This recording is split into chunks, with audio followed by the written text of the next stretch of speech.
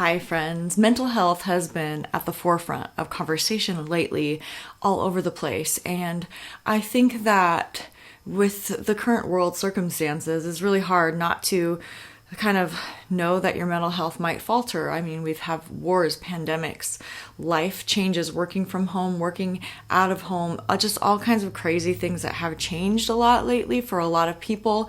And so today I would like to share with you several of the things that I have done for myself that have really just changed my state of mind.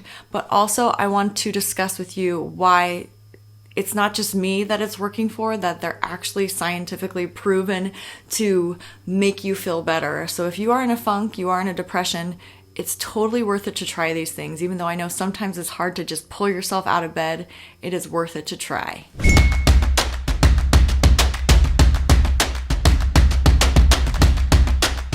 I'm going to start with what I think is the absolute most important thing that you need to do if you really, really want to feel healthy and feel at your best. The very first thing is get yourself on a sleep schedule. We know this. We've been told this a million times. But it's really, really hard because sometimes you get FOMO. You feel like you're going to miss out. Sometimes we're so addicted to our technology. Sometimes we're addicted to a TV show. Sometimes it's like we just want to make all the moments last before we have to work the next day. But the very first thing that I know changed my life is actually getting good, solid sleep every single night. Our bodies are super adaptable, and so they get used to a rhythm. And so if you get yourself into a regular scheduled sleep schedule, your body will start adapting to that regular schedule, and it's really, really good for so many reasons. Not only does it help our brain function and rest, it gives our brain a chance to rest, but it also helps with things like obesity, heart disease, high blood pressure, strokes, that you name it. There are so many benefits. But I know for a fact when I actually started sleeping on a regular schedule, that changed pretty much everything for me. I feel like all the other things that I tell you today are super beneficial too, but of all the things, that really has changed me. Now, I kind of feel like this next one goes hand in hand with technology because we are so married to our phones and our TVs and all of those things. We tend to keep ourselves inside. And vitamin D deficiencies in America are like one of the number one deficiencies in vitamins. And I don't think we realize how much vitamin D deficiency actually affects us. So my next tip is to get outside and get some sun. So I want to read to you a list of some of the problems that a vitamin D deficiency can cause. I have known several friends who have suffered from vitamin D deficiencies, as well as myself. I've had moments where I've had deficiencies, and wow, what a world of change. You can take supplements, but there is a difference between taking the actual supplement and actually getting the vitamin D. So it is really important that you get out there and get the vitamin D from the sunshine if you can. And here are some of the symptoms: frequent illness and infections, fatigue and tiredness, bone and back pain, depression, impaired wound healing, bone loss, hair loss, muscle pain, weight gain, anxiety. I definitely know that when I was feeling down in the dumps a lot last year, and then I got some blood work done, that when I found out that I had that vitamin D deficiency, I actively tried to change that and made it time to go out in the sun, and I feel like a new person when I can get out and get some sunshine. But what goes along with that, and as I mentioned, there are supplements. The next thing that I have on my list is just getting your vitamin intake. So that may mean that you take a multivitamin every day. Make sure that your source is good wherever you get your multivitamin. Or that may mean that you take some greens, so you're getting the vitamins from eating greens. Whatever that might be, it's really great to get blood work done and check to see if you're getting enough iron, getting all of those things that you need. And most of us don't actually eat what we're supposed to, or eat enough of what we're supposed to get all of those vitamins in a day. So that's why a multivitamin is so, so important. So the next one is getting yourself some sort of vitamins. So I feel like I struggle with this. Maybe I'm a selfish person. I think we're all a little selfish in ways. We spend a lot of time talking about wellness and our own personal wellness. And of course, that's so important that you give yourself time, whether it's taking a bath, getting a facial, getting your nails done, getting a massage, just taking a nap, whatever the case may be. You do definitely need to take care of your own wellness and do that in any way, shape, or form that works for you. But also, more than anything, is giving of yourself to others and taking the time to serve others. I know that I struggle with this a lot, but I feel like when I am feeling really depressed and I'm in my head about all the things that I should be doing, could be doing, things that aren't happening, all of that stuff, when I'm in my head and I choose to put my energy into something or somebody else, I always see my mood improve, because I'm not focusing on those things that actually don't really matter that much. We really put an emphasis on a lot of things that don't matter. And when you start to give of others or give to others, I feel like we start to realize how good things are for ourselves. And that could be as simple as just taking care of a pet, like giving your energy to your pet. And pets alone give you joy in general, but it could be just like giving somebody breakfast in bed, or like bringing somebody a coffee, or bringing somebody a flower, whatever the case may be. I really think that, or even just like texting somebody saying, I appreciate you. I think that makes us really appreciate who we are and feel better about ourselves, but also it helps us to take the focus off of ourselves for a while. Okay, so the next one that I want to talk about is cardio. I feel like in our health and fitness world, so much has been spent on weight training, which I absolutely think is so important. You will see great changes to your body if you start strength training, but I think that we've been spending a lot of time neglecting cardio, and cardio has its own benefits. And so that's why I think a combination of both cardio and strength training is really important. So in regards to cardio, first of all, going back to our sleep schedule, if you're one of those people that says, I can't be on a sleep schedule because I can't fall asleep at night, then you probably need to include cardio in your day. So that's 10 to 30 minutes of intense cardio will make a world of difference in your day. First of all, it's going to give you better energy throughout the day because it releases endorphins that really like kick you up a notch, make you feel really good. So that's number one. Number two, it helps with your mood. It helps to release a lot of those stress fighting hormones that really cause us to kind of like feel down in the dumps, or just anxiety and stress and all of those things. So that's another reason cardio is really good. Another really cool thing about high intensity cardio is that you tend to burn calories longer after a workout. So you're not just burning those calories during your actual workout. High intensity cardio, it continues to like push those calories out throughout the day. So that's a really good benefit. It helps obviously with weight loss, and sometimes weight loss will just help you feel better, and maybe you don't need to lose weight. It just is going to make you feel better in general with self-confidence. And I actually want to read this list to you because I found this really amazing, but it helps so much with your brain and joints, and it increases blood flow and decreases chance of stroke.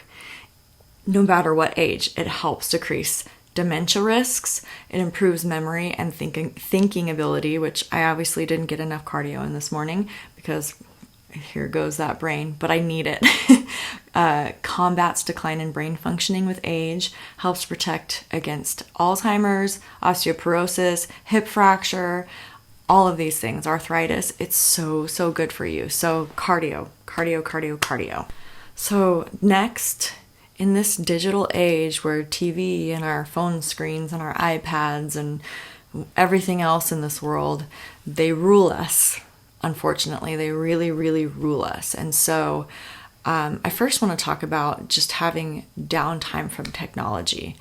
I truly believe that I have a technology addiction. I think pretty much everybody in my family does, whether that's just television or your phone, whatever it is. I believe that we a big majority of the people that I know are fighting some sort of technology addiction.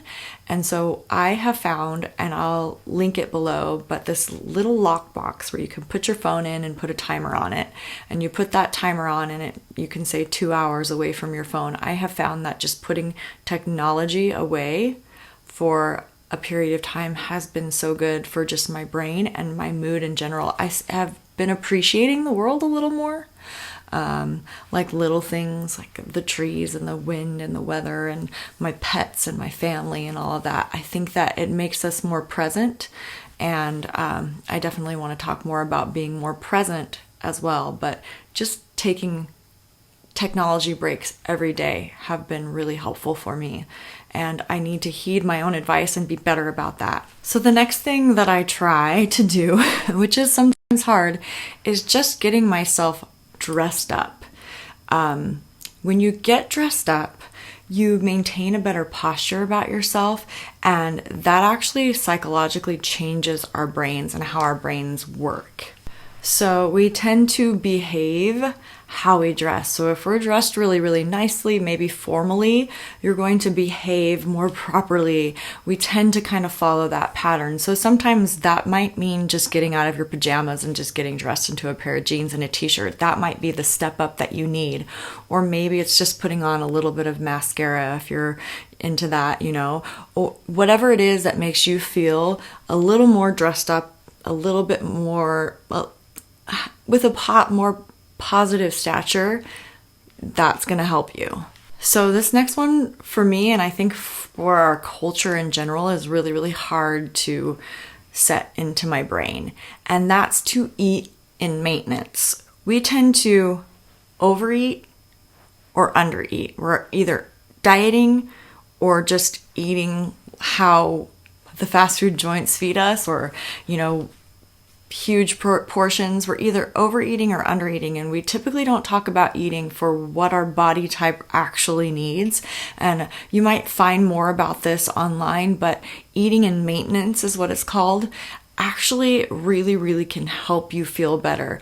Obviously, when you're overeating, and especially overeating unhealthy foods, we know that we don't feel as good. But also when you undereat, that can also affect your hormones and hormonal imbalances and things like that. It might affect your sex drive. It affects a lot of things. And I tend to always want to be in the dieting phase, but we should only be in the dieting phase for about 6 weeks of the year, and the rest of the year we should be maintaining. Now that varies for different body sizes and whatnot, but really 90% of our year should be us, I shouldn't say 90, but 75% of our year should be us maintaining our weight and just not overeating or undereating, because both of those can be really, really unhealthy. Both of those can really, really be unhealthy for our entire body. So this is also another one that I really, really struggle with, because I like to have my phone in front of my face, the TV on, a podcast going. I like to be doing multiple things at once, and they're starting to learn that multitasking isn't necessarily really good for our brains. A lot of people are developing ADD or just having a really hard time focusing on general things, because we've consumed so much at once for so long that our brains are trying to adapt and just be used to that type of lifestyle. And so now when it's time to calm your brain, our brains really, really struggle. And so I have been trying to take a lot more time with just sitting in silence or meditating or just reading. And I have found that has significantly calmed a lot of the anxieties that I get from just my brain going blah, blah, blah, blah, blah, blah, blah, and things like that. There are a lot of really, really good resources out there that will tell you that meditation is really, really important. I could go on for a full